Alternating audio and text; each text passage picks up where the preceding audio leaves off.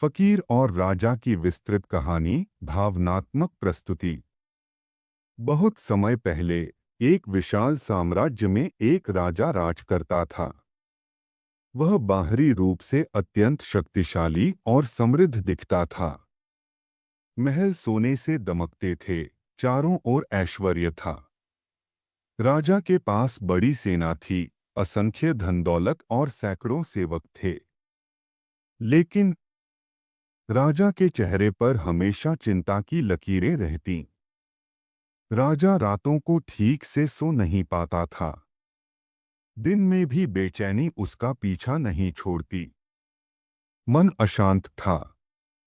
न भोजन का स्वाद अच्छा लगता, न महल के उत्सव उसे आनंदित करते।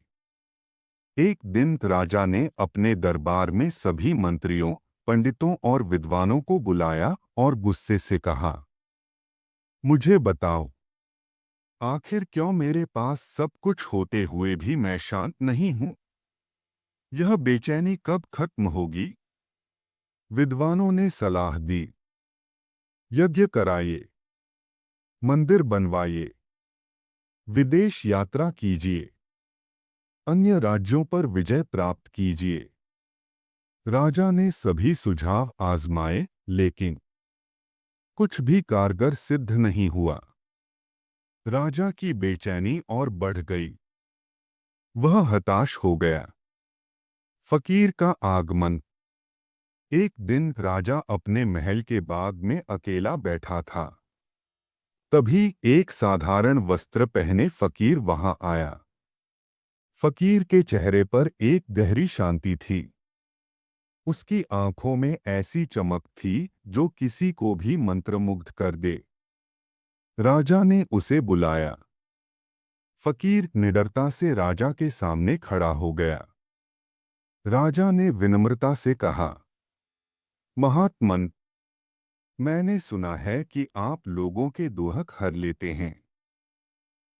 कृपया मुझे बताइए, मैं इस बेचैनी से कैसे छुटकारा पा सकता हूँ? मैंने हर उपाय कर लिया है। फकीर मुस्कुराया और बोला, राजन, शांति पाना इतना आसान नहीं है। इसके लिए कीमत चुकानी पड़ती है। क्या तुम सच में शांति चाहते हो? राजा ने तुरंत कहा, हाँ, मैं इसके लिए कुछ भी कर सकता हूँ। बस मेरी अशांति दूर कर दीजिए। फकीर ने शांत स्वर में कहा, तो ठीक है, मुझे वह दो जो तुम्हारे लिए सबसे कीमती है। पहला त्याग। राजा चौंक गया। सबसे कीमती? क्या वह मेरी तलवार है?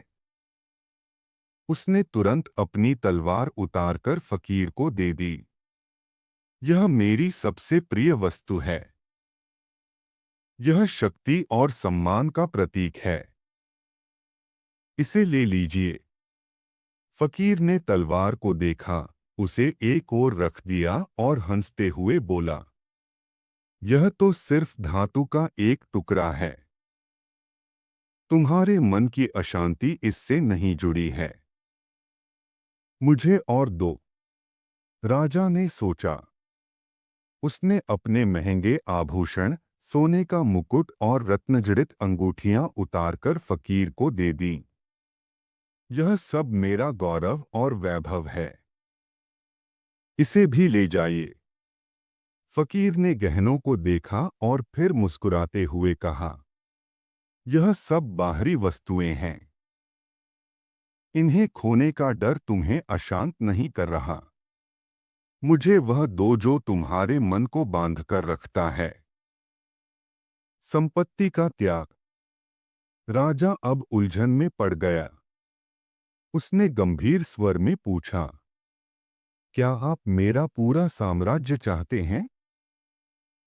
फकीर ने कहा, यदि वह तुम्हारी अशांति का कारण है, तो हाँ। राजा ने एक गहरी सांस ली और कहा, ठीक है, मैं अपना सारा राज्य त्यागने को तैयार हूं। बस मेरी शांति लौटा दो। फकीर ने हंसते हुए कहा, राजन, साम्राज्य का त्याग भी तुम्हारी शांति नहीं लौटा सकता।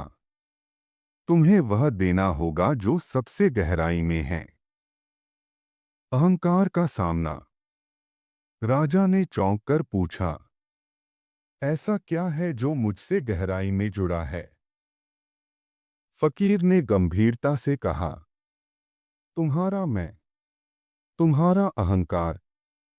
जब तक यह मैं रहेगा, तुम्हें शांति नहीं मिलेगी। राजा ने घबराकर पूछा, अहंकार को त्यागना कैसे संभव है? फकीर ने मुस्कुराते हुए उत्तर दिया, अहंकार को त्यागने के लिए कोई उपाय नहीं है, बस इसे पहचान लो। ध्यान में बैठो, अपने विचारों को देखो। जैसे नदी बहती है, वैसे ही विचार भी बहते हैं। उन्हें रोको मत। धीरे धीरे तुम अपने मैं के झूठ को पहचानोगे, और उस दिन शांति तुम्हारे पास होगी। राजा का ध्यान और परिवर्तन।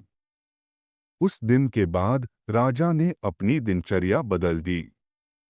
उसने महल के तमाम शोर शराबे से दूर एक शांत जगह पर ध्यान करना शुरू किया।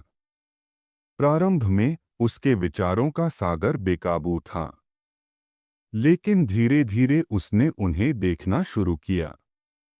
वह समझने लगा कि उसका मैं बस एक भ्रम है। महीनों के अभ्यास के बाद राजा ने अपने भीतर एक गहरी शांति का अनुभव किया।